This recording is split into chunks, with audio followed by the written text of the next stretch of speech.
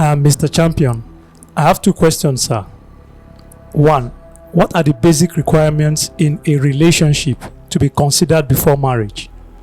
Secondly, between love and understanding, which of them plays a more important role in marriage? Thank you. Yeah, my name is Bukola. My question goes thus: how can we address a third party, directly or indirectly, fueling rivalry in marriage? Thank you. I'm Bridget, and my question goes thus: what suddenly happened when a partner in a marriage decides to say, one of the partner is not romantic even after having children, like 4 children, 5 children?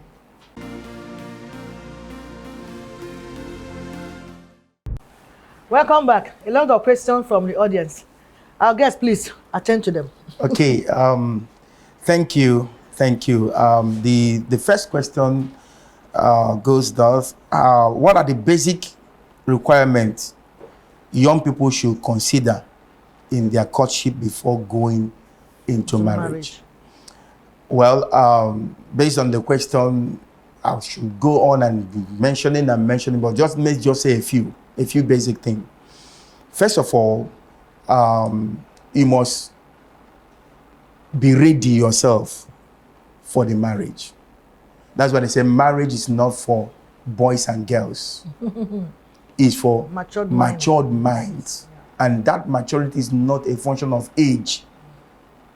You have to be matured. If you are not matured and then you are ready and you make up your mind, I want to go into marital relationship, you are already planned to fail.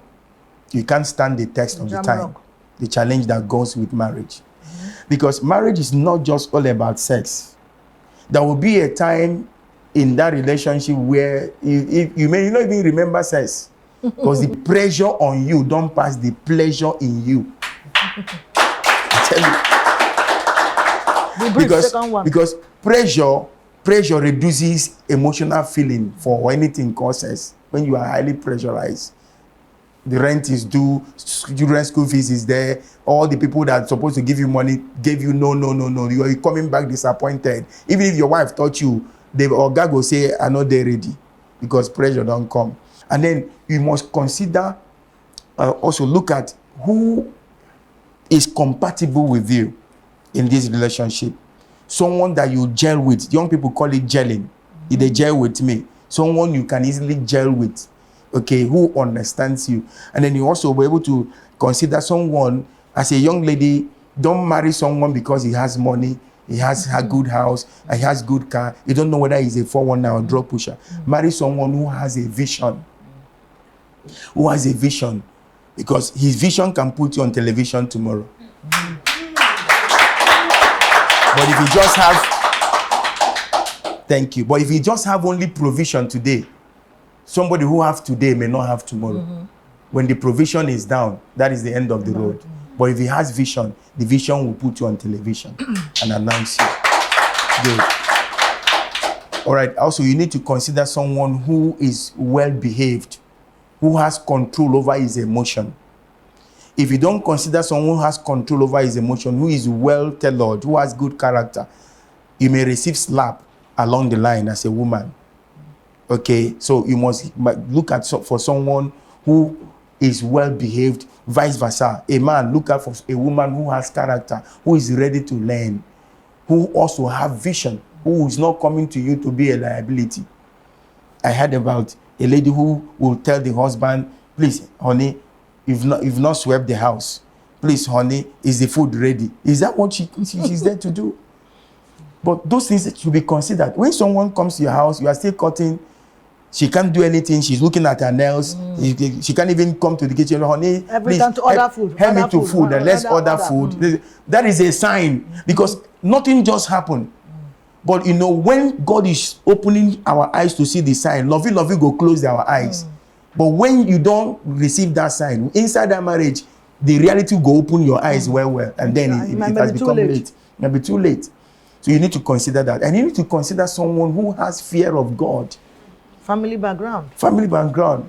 Who has fear of God? If you just go into a relationship with someone who doesn't have fear of God, that is the case of somebody that is your husband, but is carrying women outside, is clubbing outside, is doing a lot of things that you wouldn't have taken, that is contrary to your own kind of person. So, but the fear of God will keep people on check.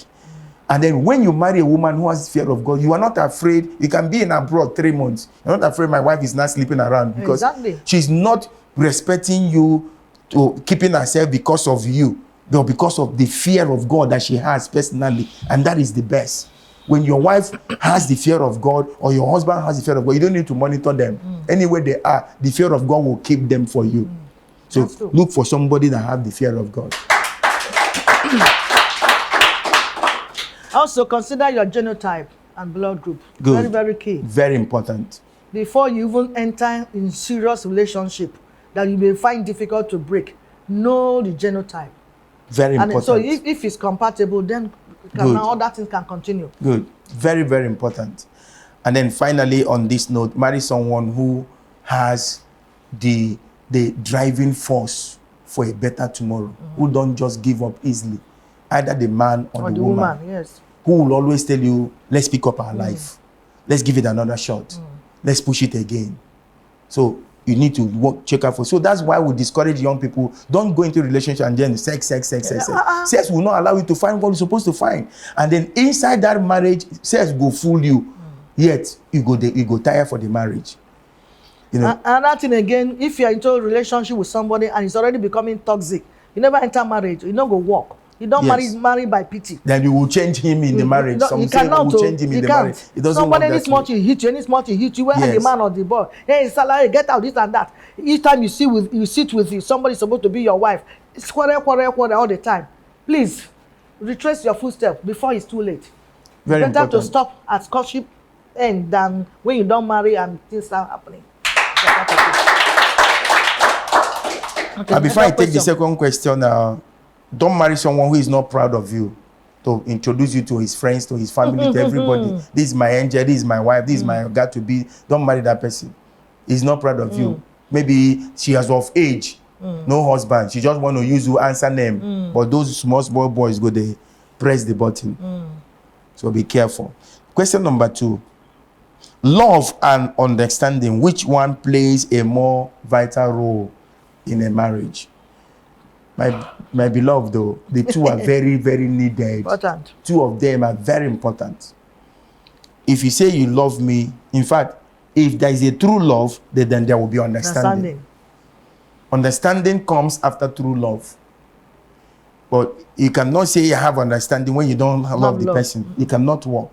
So the 2 is very, very important. Question number. Love comes first, actually. Yeah. Genuine love. Genuine love comes first. Genuine, and then yes, genuine love comes first. That will produce the understanding, because love, true love, overlooks, and that is the understanding. Question number 3. Yeah. Okay, how do you address the issue of a third party instigating violence or rivalry in a marital relationship? Now, when you marry, the Bible says, and the man should leave his parents and join to the wife. Let me also say, the wife also leave and join to the man. So 2 of you should be able to know that this is 2 of us. Let's work it together. If there's any challenge, pray it out together. Reason it out together. Solve it together.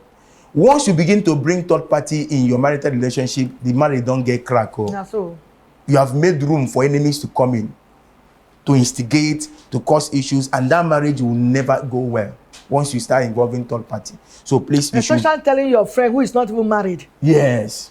You have a girlfriend, but you married and left her behind. Yes. And this small thing, you see what John did in there. And in fact, the first thing we tell is, if I not go take a man, yes. Say, eye you. Because you be job is to be, I'm listening. Yes. What she's trying to tell you, you know, say I'm not happy, say you married. Come back and come and join. But you will not know. You will know. So be very careful. Anytime you have a friend, as a man or a woman, a man, you report your girlfriend to to your closest man friend, your Yes. friend, and he said that girl, you mean you take all this nonsense for that girl? Yes. Watch am o. It's a Yes. bad friend. Very because bad a good friend will say, no, Angela had been behaving well. What happened? Yes. Find out what happened. No, Yes. please, you push. You know that's a good friend. That's the right. one that immediately tell you, say, you mean I won't tolerate it. Now lie, you say bad friend because you want to take over. Yes. So be careful. These are things we have seen. Even in my own time, 35 years ago, I married. So it has been there. It's not just your turn now. Just these things is what we are telling you from experience now. Yeah. So be careful.